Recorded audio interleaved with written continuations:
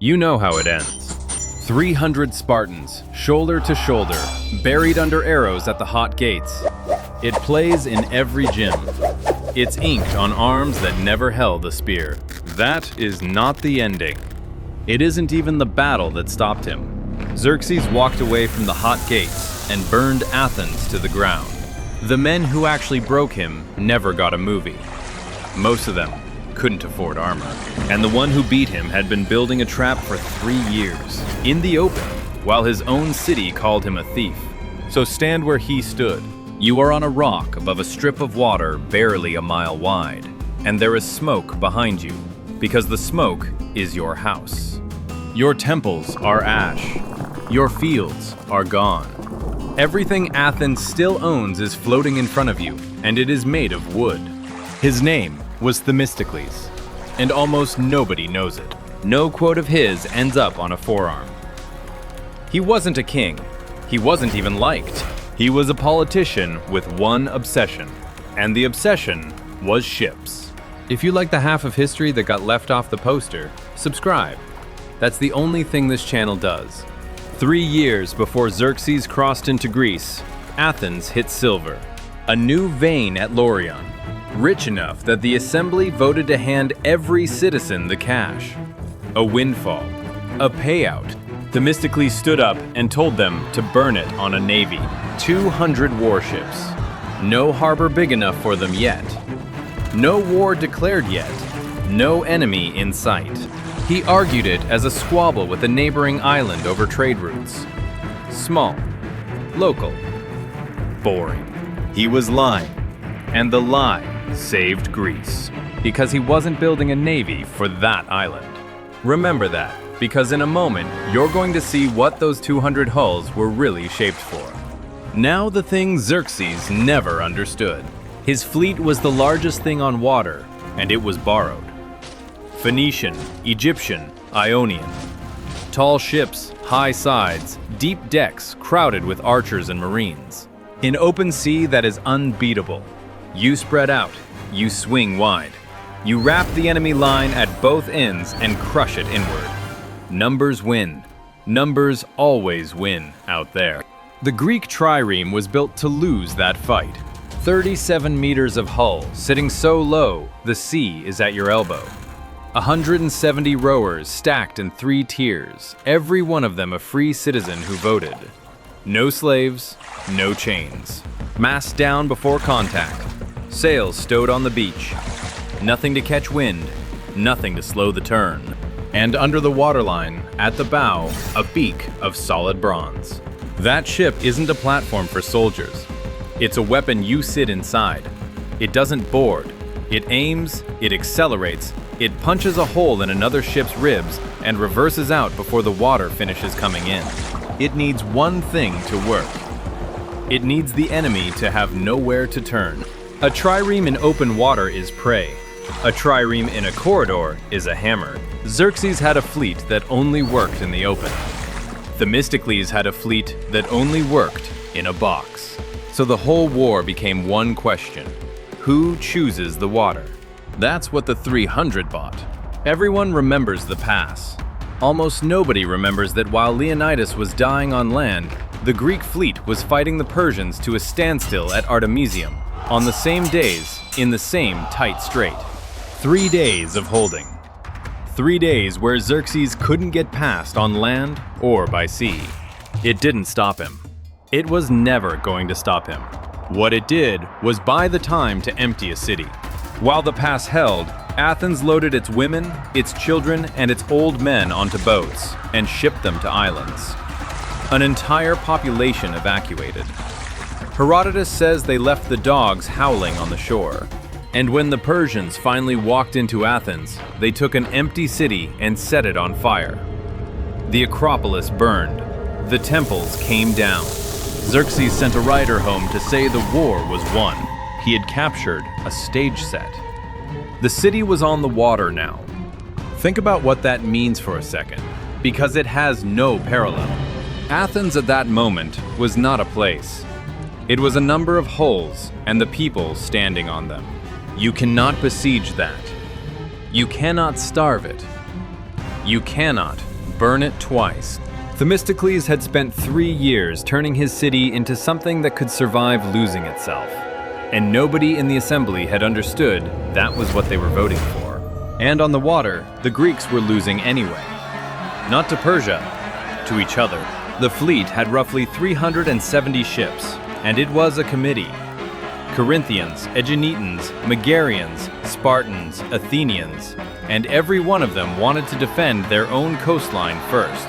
The Peloponnesians wanted to row south, back to the isthmus, and hold a wall across the neck of the mainland. It sounds reasonable. It's a wall. Walls feel safe. It's suicide. And Themistocles could see exactly why. Pull back to the isthmus and you fight in open water. Open water is where a fleet twice your size eats you. And the moment the Greek ships scatter to guard their own homes, there is no Greek fleet. There's 100 separate arguments floating in the dark. He had the right battlefield. The narrow strait beside the island of Salamis, a channel so tight the Persian fleet couldn't deploy in it. He had the right ships. What he didn't have was an enemy stupid enough to sail into it, or allies brave enough to wait. So he took away the choice from everyone at once. That night, he called a slave named Sicinnus, a man from Asia who tutored his children, put him in a small boat, and rowed him across the water to the Persian camp. The message was a lie, and it was the best lie of the ancient world. Themistocles, it said, secretly favors the king. The Greeks are panicking. Their alliance has collapsed. Tonight, they run.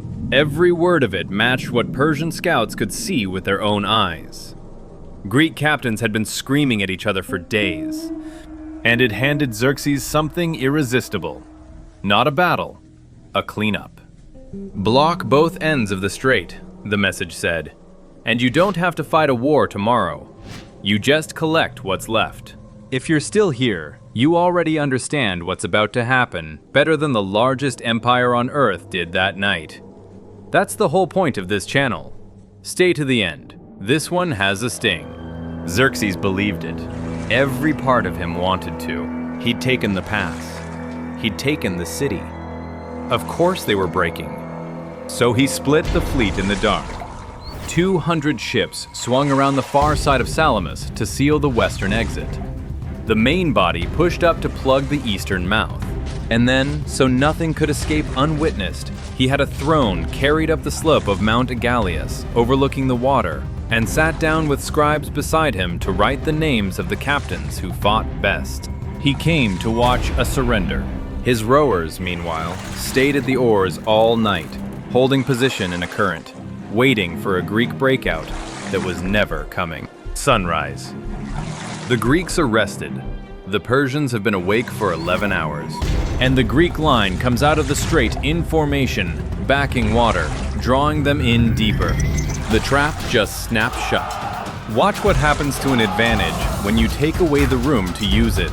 The Persian fleet enters a channel where 3 ships abreast is crowded. The front ranks meet the Greeks. The ranks behind them keep coming because ships at the back cannot see the front. Every vessel that pushes in gives the ones ahead of it less water. There is no line to spread, no flank to swing, nowhere to reverse. The morning wind picks up off the Gulf, the way it does there every day, and it hits the tall Persian hulls broadside and rolls them. The low triremes don't feel it, and out of that swell come the bronze rams. A trireme picks a target, sprints, and strikes below the waterline. Timber splits. Water floods a rowing deck packed with 170 men in the dark. It backs off and takes the next one. Persian ships collide with Persian ships. Oars shear off against friendly hulls. And a trireme with no oars on one side is a log. A captain in the second rank sees the disaster in front of him and tries to turn. He can't. There are 40 ships behind him doing the same thing. The order that made his fleet terrifying in open sea, rank upon rank upon rank, is now the reason none of it can move. The greatest fleet ever assembled spent that morning drowning in its own traffic. Most of the king's sailors couldn't swim. The Greeks could, and they were fighting a few hundred meters from their own families. By afternoon, it was over. Greece lost around 40 ships. Persia lost somewhere between 200 and 300. And the survivors ran for the open sea they should never have left. And every second of it happened directly under the throne on the hill. There is a line in a play written a few years later by a man who fought in that battle. Watching the king watch his empire come apart on the water. Xerxes tore his robes. Here is what that morning actually cost him. It didn't kill his army. Most of it walked home intact. It killed his supply. A land force that size, crossing hostile ground, needs a fleet feeding it along the coast, and the fleet was on the bottom of a strait. Within days, Xerxes was on the road back to Asia with the bulk of his forces, leaving a detachment behind under a general to finish a war he was no longer watching. Yes, that detachment was crushed at Plataea the next summer. And yes, Spartans did the crushing. And that is the ending everyone tells. Plataea was the funeral. Salamis was the killing. The invasion died in a channel a mile wide, decided by a fleet bought with silver that was supposed to be free money, sprung by a forged letter carried by a slave, and the man who did it. Athens threw Themistocles out, ostracized in 471, a few years after saving them, because a city that has just been saved starts to resent the person who keeps reminding it of that. He ran. And of every door on earth, the one that opened was in Persia. Xerxes' own son, Artaxerxes, made him a governor. He died rich on Persian soil, in the service of the empire he had destroyed. That is the ending, not a last stand.